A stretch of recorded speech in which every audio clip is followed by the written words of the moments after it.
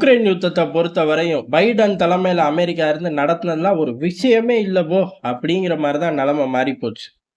காரணம், பொதுவாவே அண்ணன் அமெரிக்காவ பொறுத்தவரையும், ஒரு இடத்துல ஒண்ண செய்றான் அப்படின்னா, அத விட மோசமா பல இடங்கள்ல ஆப்பரேட் பண்ண ஆரம்பிச்சுருவாய்ங்க அப்படிங்கிறது தான், காசா பகுதிகளுக்குள்ள பல லட்சம் மக்கள வெளியேத்திருவோம். அதெல்லாம் திருப்பி கட்டி எழுப்பல்லாம் சாமானியம் இல்ல தெரியுமா? அப்படின்னு ஒரு ஸ்டேட்மெண்ட்ட சொல்ட்டார்கள். அந்த ஸ்டேட்மெண்ட்ட இன்னொரு காணொளியில விரிவா பார்ப்போம். ஆனா, இங்க உக்ரைன் யுத்தத்திலேயே அத இம்ப்ளிமெண்ட் பண்ண அதிக வாய்ப்பு இருக்கு அப்படிங்கிறது தான். அமெரிக்காவ பொறுத்தவரையும் உக்ரைன கிளச்சு போட்டதுக்கு 1000 காரணங்கள் இருக்கு. அதுல ஒரு முக்கியமான காரணம் என்ன அப்டின்னா, ரஷ்யாவுக்கு மிக அருகாமையில் நேட்டோவ கொண்டு போய் நிறுத்தணும் அப்படிங்கிறது தான். ஏறக்குறைய அத இப்ப செய்வார்களோ அப்படிங்கிற தோற்றம் ஜாஸ்தியா தோணுது. ஏன் அப்படின்னா, காசா ஸ்ட்ரிப்ல இவர்கள் செய்யறது எல்லாம் ஒரு விஷயமே கிடையாது. அதையே அப்படியே உக்ரைன்ல இம்ப்ளிமெண்ட் பண்ணிட்டா, காரணம் என்ன அப்டின்னா, உக்ரைன் யுத்தம் நின்னதுக்கப்புறம் உக்ரைன் எப்படி வாழப்போது அப்படிங்கிறது மிகப்பெரிய கேள்வி. ஏன்னா, உக்ரைன்ல ஒண்ணுமே இல்ல. எல்லாத்தையும் இடிச்சு போட்டாச்சு. மிச்சம் மீதி சாம்பலாயாச்சு. இப்ப உக்ரைன் மக்கள் உள்ள வந்து வாழணும் அப்டின்னா, அங்க மினிமமான ஒரு கட்டமைப்ப உருவாக்கியே ஆகணும். அந்த மினிமமான கட்டமைப்புக்கே, இப்ப யுத்தத்துல இவனுங்க செலவு பண்ணத காட்டிலும் 3 மடங்கு அதிகமா செலவு பண்ணணும். அப்படி செலவு பண்ணாலும் 3 வருடங்களுக்குள்ள முடிக்க முடியுமா? கேள்விக்குறி. அப்ப முழு கட்டமைப்பு வேணும் அப்டின்னா, அப்டின்னா உக்ரைனோட அதிபர் 5 ட்ரம்ப், 6 ட்ரம்ப் மாரி ஆளுமை மிக்க தலைவனா மாறணும். ஜெலன்ஸ்கியும் மாறுவாரு. 5 ஜெலன்ஸ்கி, 12 ஜெலன்ஸ்கியா கூட மாறி வரக்கூடிய ஃபண்ட பூரா ஆட்டைய போட்டு இருப்பாரே ஒழிய, முதல்ல பார்த்த மாரி மாறுறக்கு வாய்ப்பே இல்ல. அப்படிப்பட்ட நிலைமையில ட்ரம்ப் என்ன செய்வார் அப்படிங்கிறதான் சில இடத்த அமெரிக்காவே பஃபர் ஜோனா உருவாக்குறதுக்கும் அதிக வாய்ப்பு இருக்கு. உக்ரைன் மக்கள் நெஞ்ச பிடிச்சுட்டு விழுகும்போது, "ஏன் விழுந்து நெஞ்ச பிடிச்சுக்கிட்டு விழுந்தர்றேன் போங்கடா" அப்படின்னு சொல்லி எழஞ்சே போயிருவாய்ங்க. அதுக்கான வாய்ப்புகள் ஜாஸ்தியா இருக்கு. இந்த மாரி ட்ரம்போட அதிரடிகள் அப்படிங்கிறது கூடிக்கிட்டே இருக்கு. ஏறக்குறைய அமெரிக்கா ஒரு வெறி பிடிச்சு நாடு பிடிக்கிற ஆசையில சுத்த ஆரம்பிச்சிருச்சு. ஆனா இத என்னைக்கோ நம்ம பதிவு பண்ணோம்.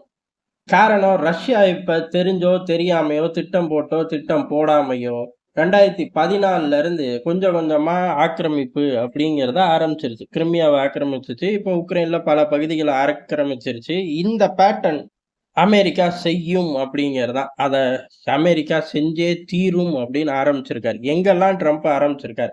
ட்ரம்ப் முதல்ல கனடா வந்து அப்படின்னாரு. கிரீன்லாண்ட வித்துட்டு ஓடிரு அப்படின்னாரு. பனாமா கால்வாய கைப்பற்றுவேன் அப்படின்னாரு. அதுக்கடுத்து காசா ஸ்ட்ரிப்ல இப்ப பெரிய அளவு ஒரு பஃபர் ஜோன் ஒரு 30,00,000 பேர் அட்லீஸ்ட் 15,00,000 பேரையாச்சும் தூக்கி வெளில வீசுவேன் அப்படின்ட்டாரு. எங்கேயா வீச போற அப்படின்னா, பக்கத்துல உள்ள ஜோர்டான், எகிப்து ஆட்கள எடுத்துக்குவாய்ங்க. அங்கேயே குடியமர்த்திருவாய்ங்க அப்படின்ட்டாரு. டேய் அவன் ஒத்துக்கணும்டா. அவன் என்ன ஒத்துக்கிறது? ஒத்துக்கலன்னா டாரிஃப் கூட்டிருவேன் பாத்துக்க. இப்படி தன்னோட அதிரடிகள் அப்படியே நொடிக்கு நொடி மாறிக்கிட்டே இருக்கு. எல்லாம் தெறிச்சு ஓடியே ஆகணும் அப்படிங்கிற கட்டாயத்த ட்ரம்ப் உருவாக்கிட்டு இருக்கும்போது, உக்ரைன் யுத்தத்துக்குள்ள அங்கேயும் பல பகுதிகள உருவாக்க முடியாது. எழுதி குடுத்துட்டு போ.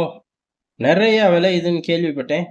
அப்படின்னு சொல்லி எடுக்கறக்கு தயாராயிட்டார். சரி எடுத்து என்ன பண்ண போறார்? அவரோட எண்ணம் ரஷ்யா இப்ப உக்ரைனுக்குள்ள வந்துருச்சு. உக்ரைனோட நிலப்பகுதி ரஷ்யாவுக்கு போச்சு. சந்தோஷம்.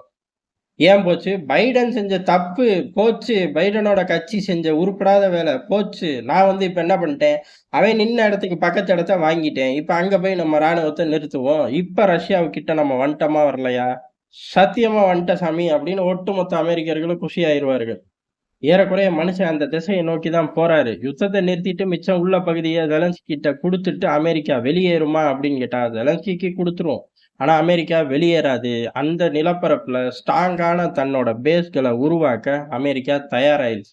அதுல ஒரு சாம்பிளா காசா ஸ்ட்ரிப் ஆகட்டும், கிரீன்லாந்து ஆகட்டும், மனாமா இந்த மாரி எண்ணிக்கை அடுக்கிக்கிட்டே போறாரு. அவரோட மொத்த எண்ணமும் அமெரிக்கா நாடு பிடிக்கிறக்கு இறங்கிருச்சு. அந்த நாடு பிடிக்கிறது அப்படிங்கிறது எந்த கண்டமும் தப்பிக்க போறது இல்லை அப்படிங்கிறத சமமா காட்டிட்டார்கள்.